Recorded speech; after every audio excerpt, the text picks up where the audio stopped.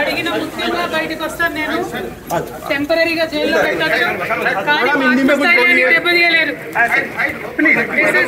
Not a money laundering case, it is a political laundering case. One accused has already joined BJP. Second accused is getting a BJP ticket. Third accused has given 50 crores in electoral bonds. This is not a money laundering case, it is a political laundering case. It is a fabricated and false case.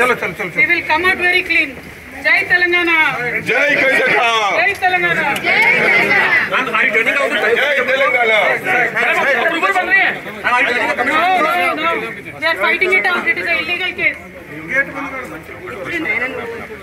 BRS పార్టీకి కేసీఆర్ కుటుంబానికి అబద్ధాలు ఆడడంలో వాళ్ళని మించినటువంటి వాళ్ళు లేరు.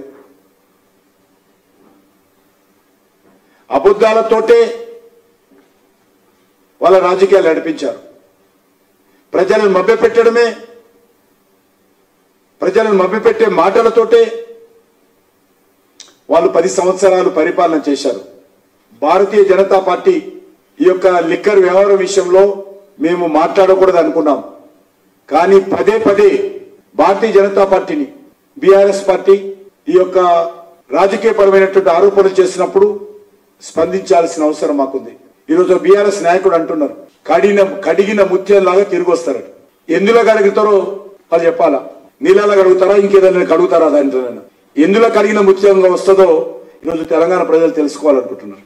న్యాయస్థానంలో bail దొరకలేదు.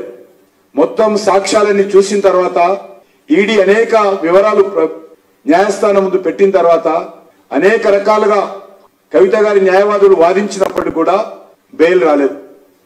మరి ఏ రకంగా కడిగిన ముత్యమో మాకు అయితే అర్థం కావడం లేదు. నేను మరొకసారి కోరుతా ఉన్నాను, మాకు ఏ రకమైనటువంటి సంబంధం లేదు. కానీ భారతీయ జనతా పార్టీ మీద విమర్శిస్తే మాత్రము ఖచ్చితంగా మేము ప్రతి సవాల్ చేస్తాము. ఈ యొక్క కేసీఆర్ కుటుంబం యొక్క అవినీతిని ప్రజల ముందు పెట్టేటువంటి ప్రయత్నం ఇదే విధంగా కొనసాగిస్తామని కూడా మనం చేస్తా ఉన్నాను.